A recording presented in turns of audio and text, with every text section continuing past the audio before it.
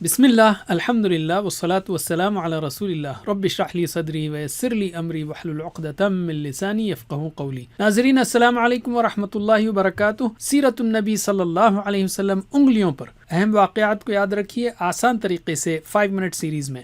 سبق نمبر 9 ہے، لیکن اس میں ہم لے رہے ہیں 10واں سال مکی دور کا۔ بائیں ہاتھ کو استعمال کیجئے۔ اس سبق کے 3 حصے ہیں: بائیکاٹ ختم، غم کا سال، طائف۔ پہلا حصہ لیتے ہیں ہم، بائیکاٹ ختم کب ہوا؟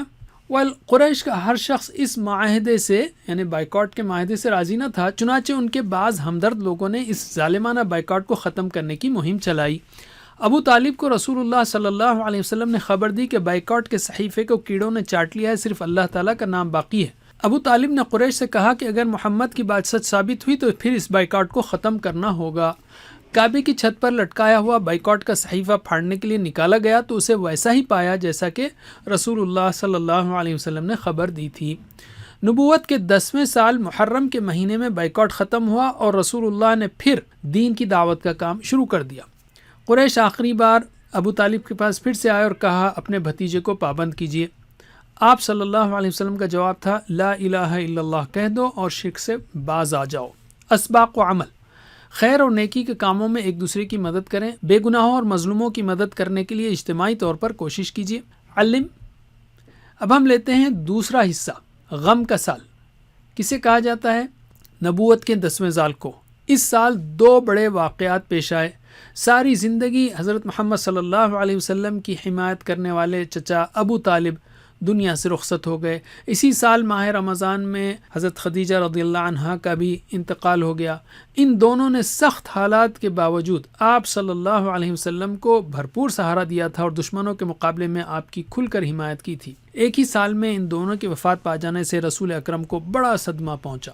اب مشرکین مکہ کی جسارت اور بڑھ گئی تھی اور وہ کھل کر رسول اللہ صلی اللہ علیہ وسلم کو تکلیفیں پہنچانے لگے۔ حضرت خدیجہ کے وصال کے بعد رسول اللہ نے حضرت سودا بنت زمعہ سے نکاح فرمایا رضی اللہ عنہا، جو ایک بیوہ خاتون تھی اور ان کی عمر 65 سے اوپر تھی۔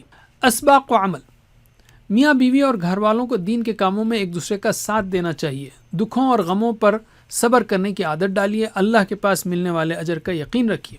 علم۔ اب ہم لیتے ہیں تیسرا حصہ، طائف کا سفر۔ مکے والوں سے مایوس ہو کر اللہ کے حبیب صلی اللہ علیہ وسلم نے شوال سن 10 نبوی میں طائف کا سفر کیا۔ طائف مکہ سے تقریباً 100 کلومیٹر دور واقع ہے۔ آپ کے غلام حضرت زید رضی اللہ عنہ اس سفر میں ساتھ تھے۔ راستے میں جس قبیلے سے گزر ہوتا رسول اللہ اسے اسلام کی دعوت دیتے۔ رسول اللہ نے طائف کے سرداروں کو بھی دعوت دی مگر کسی نے بھی اسلام قبول نہ کیا۔ انہوں نے آپ صلی اللہ علیہ وسلم کے پیچھے شریر اور اوباش لڑکوں کو لگا دیا جو آپ کو گالیاں دیتے اور آپ پر پتھر پھینکتے۔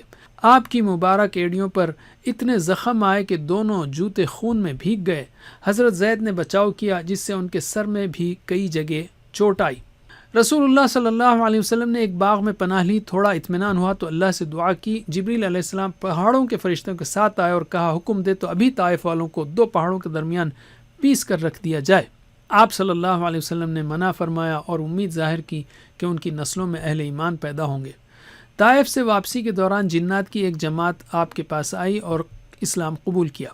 اسباق و عمل، دعوت میں مشکلات پیش آئیں تو اللہ سے مدد طلب کریں اور یاد رکھیں کہ انبیاء اکرام کے ساتھ بہت سخت حالات پیش آئے ہیں۔ دین کی خاطر اللہ کے رسول صلی اللہ علیہ وسلم نے کئی قربانیاں دیں۔ آپ نے دین کا پیغام پھیلانے کی نصیحت بھی کی۔ یہ کتنی خراب بات ہوگی کہ نہ ہم دین کا کام کریں اور نہ دین کا کام کرنے والوں کی مدد کریں۔ علم۔ قرآن، جیسا کہ ہم نے اس سے پہلے کہا، اس دور میں یعنی 6 سے 10 نبوی میں تقریباً 6 پاروں کے برابر قرآن نازل ہوا ہے۔ اس میں 17 سے 24 کو خاص یاد رکھیے سوائے 21 کے۔ اور یہ بھی یاد رکھیے کہ اس سختی اور مشکلات کے دور میں آپ صلی اللہ علیہ وسلم ان صورتوں کو کس کیفیت کے ساتھ تہجد اور دیگر نمازوں میں پڑھتے ہوں گے اور صحابہ کو سناتے اور سکھاتے ہوں گے، اور صحابہ بھی ان صورتوں سے کس طرح ایمانی قوت حاصل کرتے ہوں گے۔ حدیث کو بھی پڑھنے کی کوشش کیجیے، اس لیے کہ آپ صلی اللہ علیہ وسلم کی باتیں قرآن کی شرح اور تزکیہ و حکمت کی تعلیم تھی۔